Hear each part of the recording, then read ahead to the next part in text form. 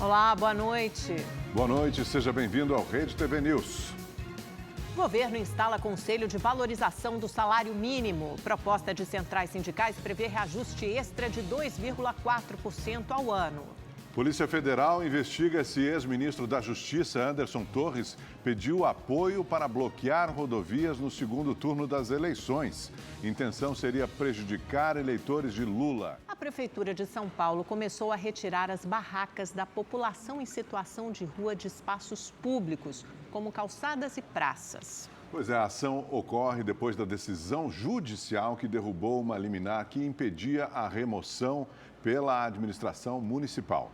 De acordo com o último levantamento, a capital paulista tem quase 32 mil pessoas vivendo nas ruas.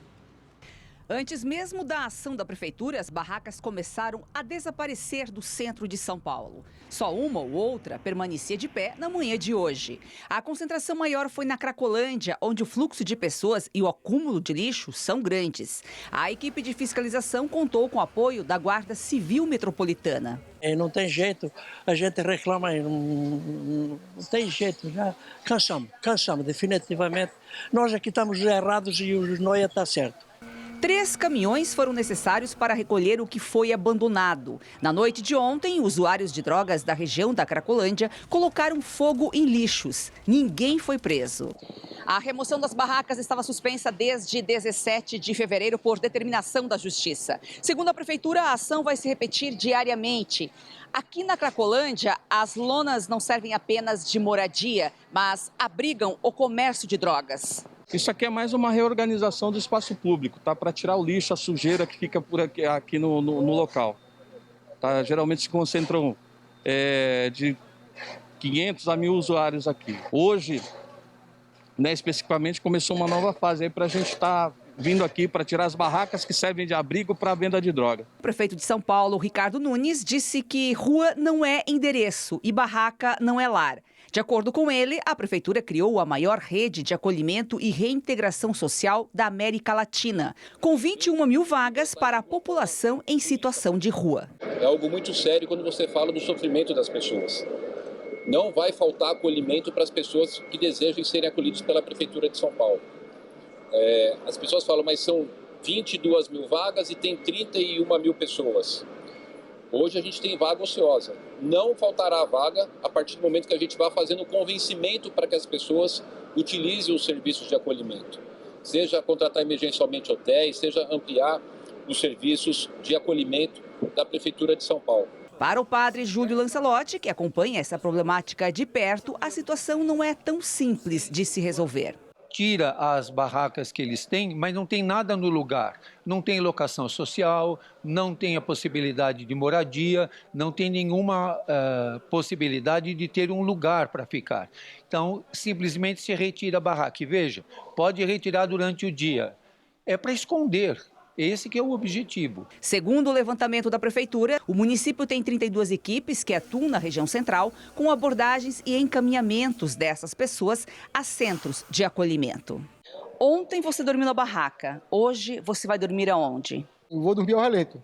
Se me restar hoje um papelão e uma coberta, eu vou estar sendo privilegiado que vou ter um papelão e uma coberta. E alguma marquise se estiver disponível para mim poder ficar embaixo, porque senão é muito difícil. Em São Paulo, a queda de um poste de energia interrompeu a circulação dos trens da linha 5 Lilás do metrô entre as estações Chácara Clabim e Hospital São Paulo. O acidente, que ocorreu por volta das 8h30 da manhã, causou tumulto e aglomeração. A situação só foi normalizada no meio da tarde. A Via Mobilidade lamentou pelos transtornos. A polícia do Rio de Janeiro prendeu a mulher apontada como a mandante dos ataques criminosos no Rio Grande do Norte. Conhecida como Bibi Perigosa, ela estava escondida em uma comunidade carioca. Andresa Cristina Lima Leitão, a Bibi Perigosa, foi presa quando ia para um shopping na zona oeste do Rio. Há uma semana, ela era monitorada pelos agentes da Delegacia de Repressão a Entorpecentes. A criminosa de 31 anos é apontada como chefe da facção que controla o tráfico de drogas no Rio Grande do Norte e estava escondida no Rio de Janeiro desde 2020. Segundo a polícia, foi ela quem ordenou os ataques que aterrorizaram a população potiguara em pelo menos 60 cidades no último mês. Os atos começaram depois da transferência de presos para outros estados. Andresa estava abrigada em comunidades fluminenses dominadas pelo Comando Vermelho. Ela nega ser chefe da quadrilha do Rio Grande do Norte. Ela, daqui do Rio de Janeiro, coordenou esses ataques. Ela teria criado um grupo com pessoas da mais extrema confiança dela e nesse grupo de rede social, ela transmitiria as ordens para esses atos de violência lá no Rio Grande do Norte. De acordo com as investigações, Bibi Perigosa assumiu o controle da organização criminosa no lugar do marido, morto em 2016. Em 2018, foi presa, mas conseguiu liberdade condicional e parou de se apresentar à justiça. A apreensão do celular dela poderá ajudar nas investigações sobre os ataques. Em razão dessa ligação com a principal facção aqui do estado do Rio de Janeiro, nós vamos também compartilhar esse material que foi arrecadado ontem, principalmente do telefone. Vamos compartilhar com a Polícia Civil, com a Polícia Federal e aqui também já está instaurado um procedimento para a gente conseguir entender a atuação dela junto às facções aqui do Rio. O policial penal Marcelo de Lima, preso em flagrante após matar um homem em um bar na zona norte do Rio de Janeiro, foi transferido hoje para um presídio de Niterói, na região metropolitana do Rio. No fim de semana, ele atirou em 2 homens por causa de uma pizza. O cinegrafista Thiago Leonel Fernandes da Mota, de 40 anos, morreu na hora. Testemunhas contaram que o agente, que estava de folga, se irritou porque as vítimas haviam comprado as últimas pizzas. A Secretaria de Administração Penitenciária diz que vai abrir um procedimento disciplinar administrativo para investigar o caso. Centrais sindicais apresentaram ao governo uma política de valorização permanente do salário. A proposta prevê reajuste extra de 2,4% ao ano no salário mínimo pelos próximos anos.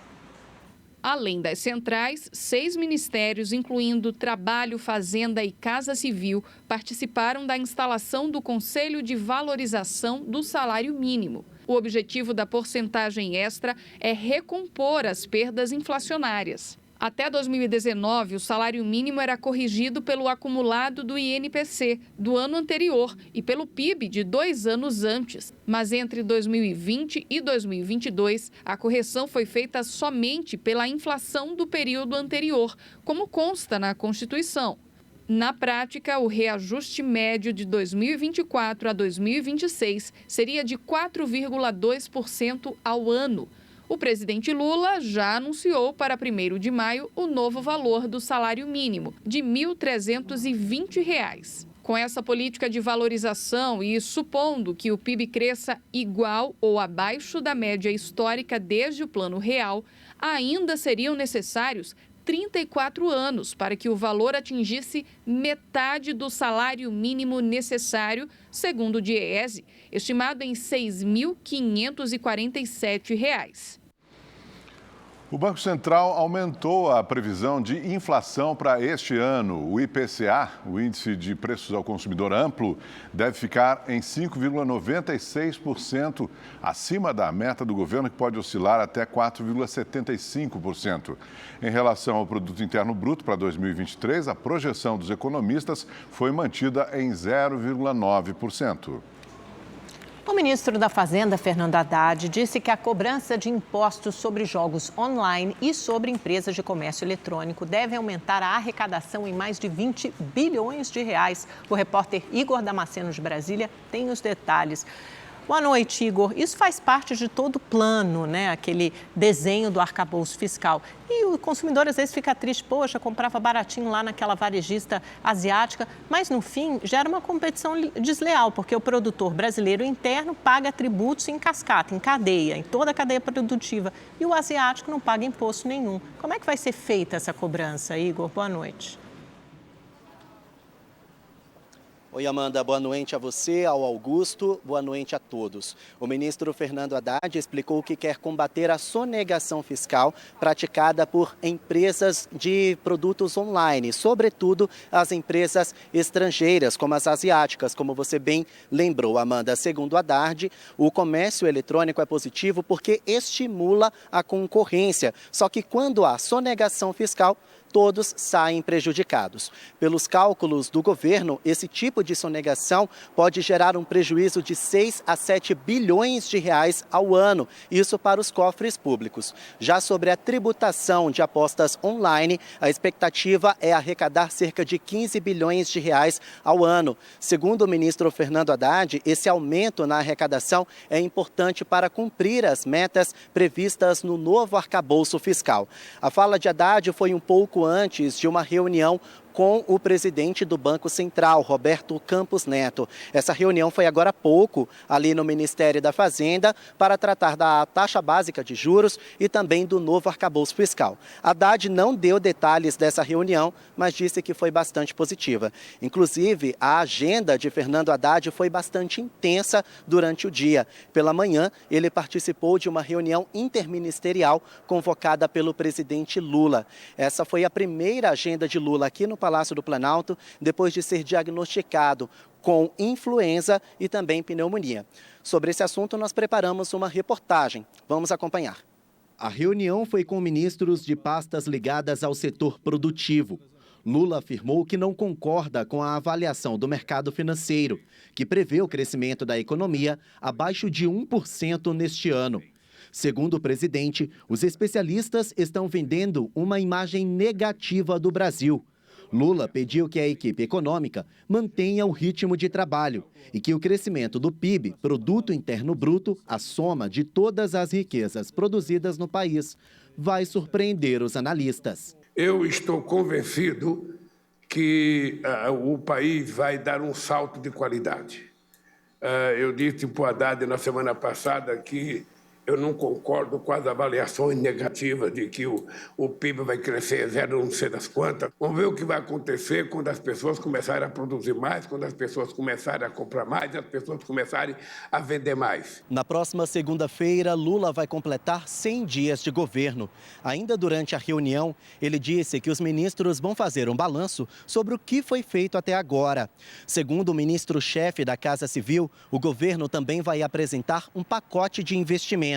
Há duas áreas prioritárias: saúde e saneamento básico. Essa semana o presidente assina o novo decreto de saneamento e a ideia é que esse novo decreto, o ministro das cidades levantou a possibilidade de mais de 100 bilhões de investimentos só na área do saneamento, porque o que nós vamos fazer é abrir o leque de oportunidades de investimento.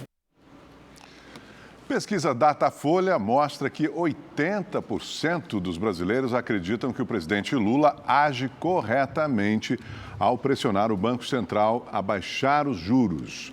Lula tem criticado a decisão do Copom em manter a taxa básica de juros, a Selic, em 13,75% ao ano. O Banco Central mantém a Selic neste patamar desde setembro do ano passado. Questionados sobre a taxa de juros no Brasil, definida pelo Banco Central, 71% dos entrevistados disseram que a Selic é mais alta do que deveria. 17% disseram que ela é adequada e 5% mais baixa do que deveria. 6% não souberam responder.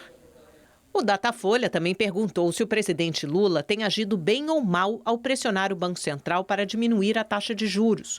80% disseram que o presidente age bem e 16% mal. 5% não souberam responder. Essa pesquisa ouviu 2.028 pessoas com 16 anos ou mais em 126 municípios entre os dias 29 e 30 de março. A margem de erro é de 2 pontos percentuais para mais ou para menos. E o Kennedy Alencar, nosso comentarista de política, está aqui conosco mais uma vez para falar sobre pesquisa Datafolha. Boa noite, Kennedy. Qual a percepção do Planalto sobre esse resultado do Datafolha e também o que você mais destaca, porque foram várias perguntas, inclusive uma que avaliou a popularidade do governo Lula. Boa noite, Amanda. Boa noite, Augusto. Boa noite para quem está nos assistindo. Amanda, na avaliação do Planalto, esse dado sobre os juros diz que o Lula deu um tiro certo, mas foi uma coisa intuitiva.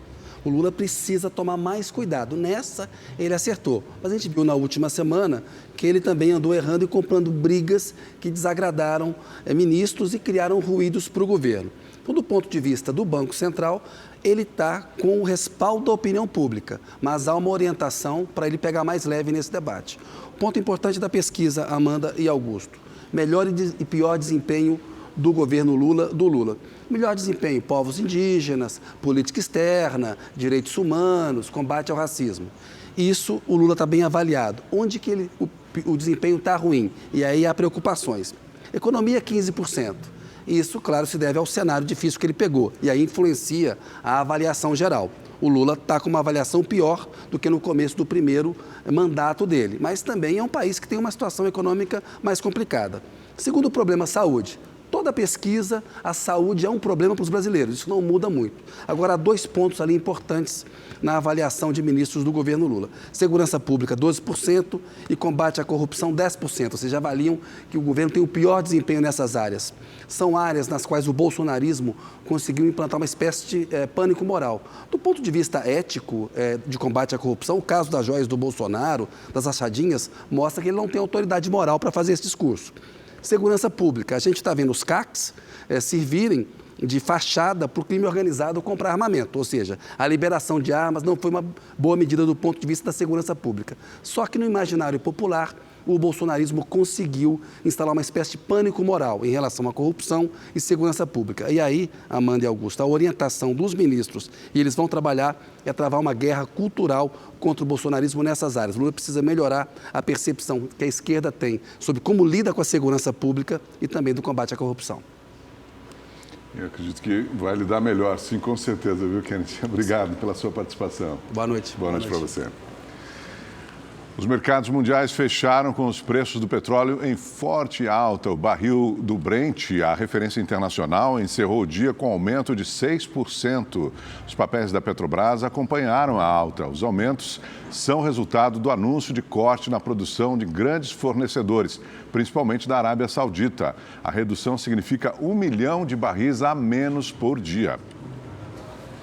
A Anvisa flexibilizou o uso de máscara para os serviços de saúde e hospitais. A medida levou em conta a oferta de vacinas e a queda no número de casos de mortes provocadas pelo coronavírus. Com isso, a norma técnica em vigor desde 2020 foi alterada, mas a proteção facial, a máscara, continua sendo recomendada sim, em alguns casos específicos. Veja na reportagem de Valéria Luizetti. Os dados do Ministério da Saúde mostram que os números da Covid-19 diminuíram bastante no país. Em março, foram cerca de 205 mil casos e 1.150 mortes, uma redução de quase 90% em relação ao mesmo período do ano passado. Mesmo assim, tem gente que não dispensa o uso da máscara. Por exemplo, pode estar portando a Covid e não saber passar por uma pessoa que é mais suscetível ainda. Eu acho necessário, principalmente dentro da área hospitalar. Dentro, assim, na rua, assim, eu já não uso, eu uso lugar mais fechado. Eu continuaria utilizando em ambientes hospitalares. A gente percebe nitidamente que é um fator de proteção importante. A flexibilização levou em conta o cenário atual. Agora a proteção facial é exigida a pacientes com sintomas respiratórios ou positivos para a Covid-19 e seus acompanhantes. Quem teve contato próximo com o caso confirmado da doença nos últimos 10 dias. Profissionais responsáveis pela triagem de pacientes, visitantes e acompanhantes presentes nas áreas de internação, enfermarias e UTIs. Ambientes relacionados aos serviços de saúde apresentam um risco muito elevado de aquisição de Covid-19, mas também de outros vírus respiratórios. Principalmente nesse momento onde a gente observa já um aumento da circulação de outros vírus respiratórios, como o rinovírus, o influenza e o sincicial respiratório. Então, portanto, a medida preventiva é eficaz não só para a Covid-19, mas para os outros vírus respiratórios também. Apesar da flexibilização, tanto a Anvisa quanto os especialistas são unânimes em afirmar que é preciso usar o bom senso. Se o ambiente oferece risco de contágio, é melhor prevenir do que remediar. Cabe cada um avaliar a necessidade ou não de estar utilizando a máscara. Depende muito de uma avaliação de risco individual. E a máscara não tem nenhuma contraindicação absoluta. As recomendações são sempre reavaliadas de acordo com a situação epidemiológica da Covid-19 no país, ressalta o infectologista. Depende do surgimento de novas variantes, da necessidade de novas vacinas atualizadas e, eventualmente, a pressão no serviço de saúde. O governo de Minas Gerais decidiu antecipar em uma semana o início da campanha de imunização contra a gripe. A vacinação nacional começa na próxima segunda-feira e vai até o dia 31 de maio. Em Belo Horizonte, a vacina é aplicada em 152 centros de saúde e em 2 postos extras. Seu Antônio veio com a esposa e garantiu a proteção logo no primeiro dia da campanha. Quando começa a chamar para vacinar, é porque está na hora. Então, sempre que chamam, no dia seguinte, nós dois já estamos atentos para vir. Teve gente que aproveitou para tomar o imunizante contra a gripe junto com a dose bivalente contra a Covid. O que é melhor? Vacinar para ficar livre da epidemia ou ir para a cama? Minas Gerais já recebeu mais de 1.400.000 doses da vacina contra a gripe. Por isso, o governo do estado decidiu antecipar o início da campanha deste ano. Até o dia 31 de maio, mais de 8,5 milhões de pessoas devem ser imunizadas nos 853 municípios mineiros. Diversos grupos prioritários foram convocados, entre eles os idosos. Gestantes, puérperas, portadores de alguma doença que cursa com imunossupressão. O vírus influenza provoca infecção aguda do sistema respiratório e, nos casos mais graves, pode levar à morte. Em 2022, Minas Gerais registrou 132 óbitos por causa da doença. Neste ano, 2 pessoas perderam a vida. Tomo porque eu sou hipertensa, diabetes, né? E faço vários tratamentos. Eu tomo todas as doses. Todo ano eu tomo.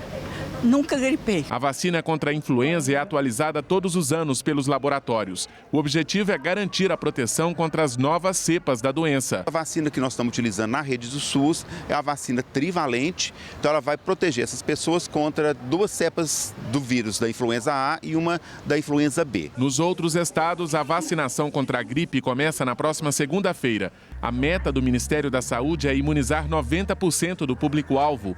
Quase 82 milhões de pessoas. Pedimos a toda a população, à sociedade, aos amigos, familiares que vá até a unidade de saúde mais próxima, se vacine contra a influenza.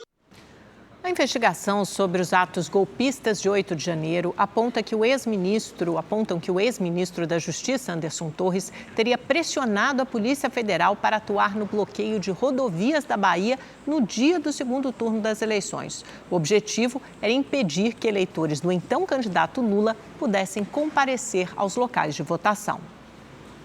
Segundo denúncia do jornal O Globo, tudo começou com uma viagem do ex-ministro à Bahia dias antes das eleições.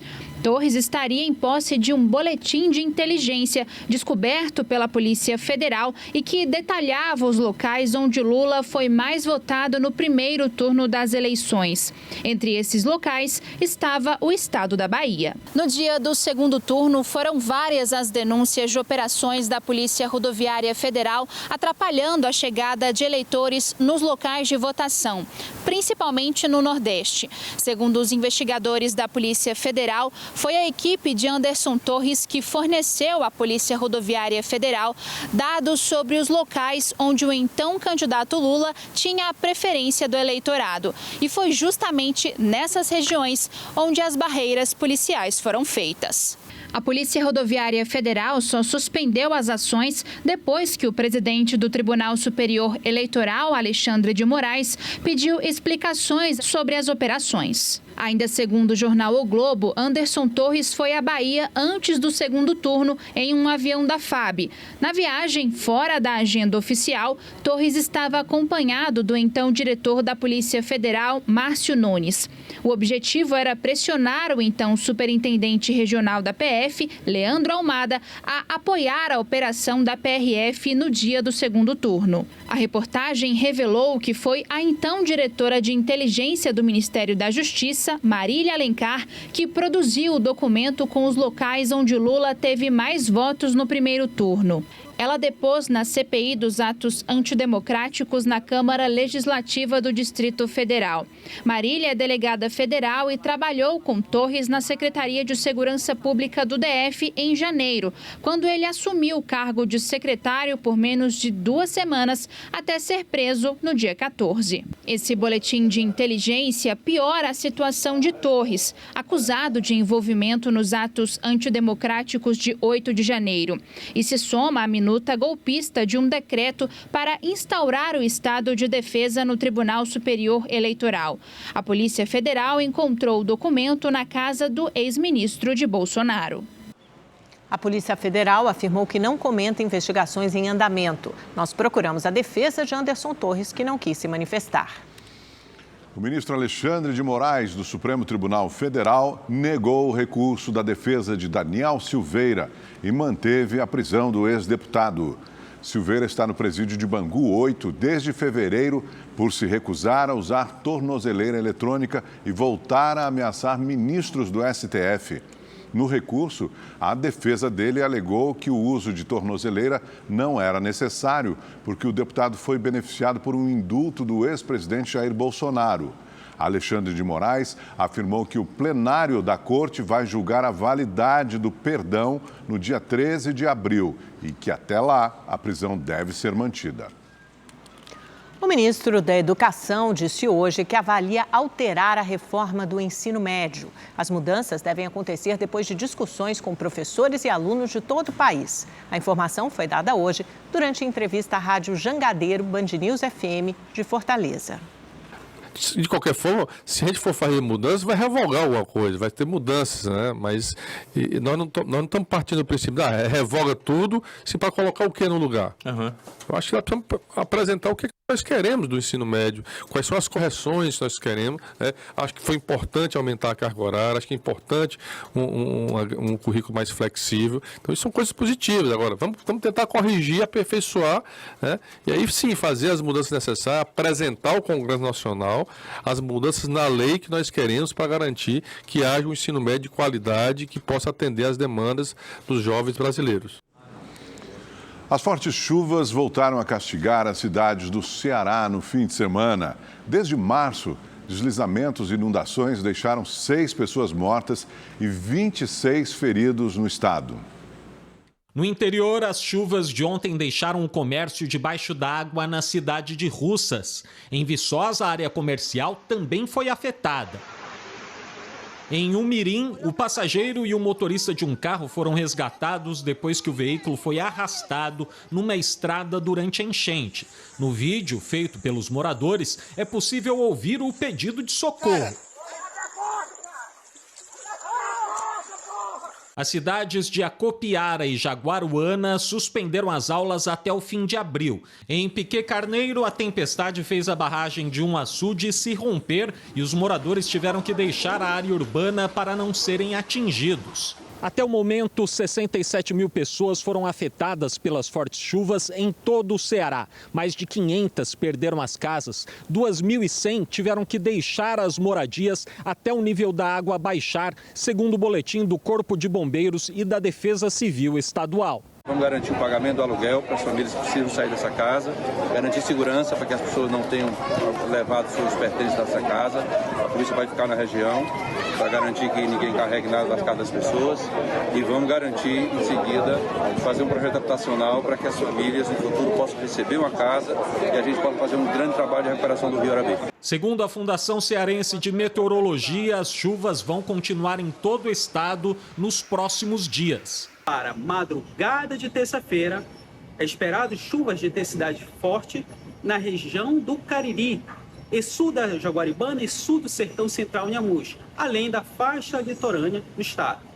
Para terça e quarta-feira, também são esperados chuvas em todas as macro-regiões do estado. O Rede TV News fica por aqui. Uma ótima noite para você. Obrigado pela sua audiência. Até amanhã. Boa noite.